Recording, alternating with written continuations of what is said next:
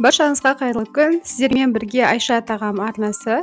Бүгін сіздерге лакомка булочкасын рецептін ұсынатын боламын. Өте оңай әрі жеңіл жолын ұсынатын боламын. Сол себепті жасап көріңіздер, балапандарыңызды қуантыңыздар.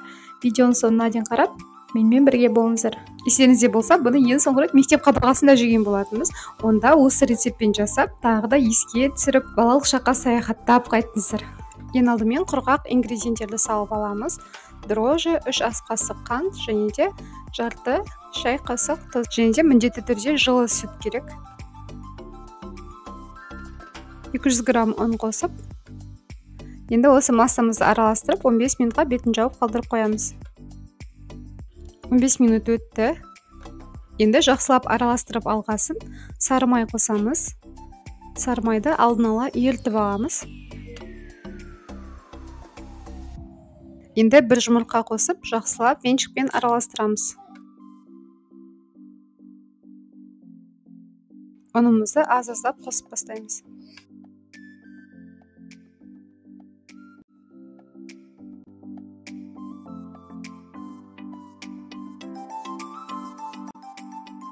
Венчикпен жақсылап тұрып араластырамыз.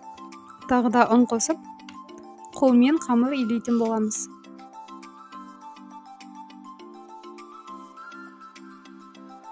Қамырымыз дайын, осындай жұмсақ болады. Қолға кішкене жабысып тұруы керек. Енді осы тестамызды 2-3 сағатқа жылы жерге қойып қоямыз. 2 сағат өтті, жақсы көтерілді. Қолымызды жақсылап майлап алып, тестамызды дастарханға түсіреміз. Енді оны біркелкі қылып бөліп аламыз. Осылай домалатып, қолмен бір формаға келтіріп қоямыз. Қараңыздар, жаятын кезде бұл қамыр өте нәзік, өте жұмсақ болғандықтан осылай қолмен де жайылады. Немесе оқтаумен жайсаңыздар да болады.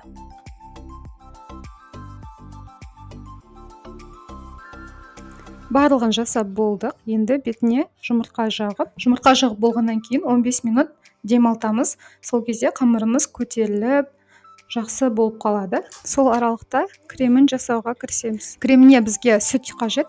Ол сүтті газға баяу отқа қойып қоямыз. Қайнатуға жеткізбейміз. Жеке ыдысқа бір жұмыртқа мен қант қажет. Екеуін жақсылап араластырамыз. Одан кейін ұнымызды қосып, тағы да араластырып, салқын сүт қосамыз.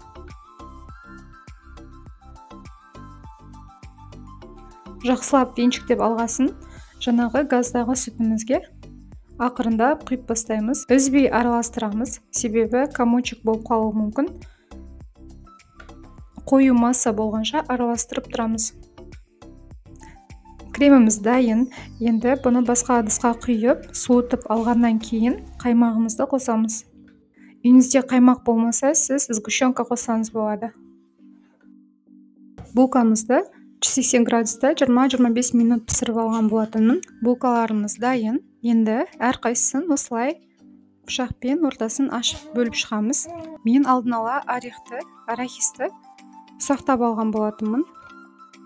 Енді әр лакомкамызға осылай ішіне қасықпен кремімізді құйып, бетін осылай арахпен малып аламыз. Байқағандарыңыздай өте оңай әрі тез дайындалды. Сол себепті сіздерге де жасауға кеңес беремін. Дәміне келетін болсақ, оны айтып жеткізу мүмкін емес. Сол себепті жасап көріңіздер. Менің каналыма тіркеліп, лайк басып, қолдап қойыңыздар.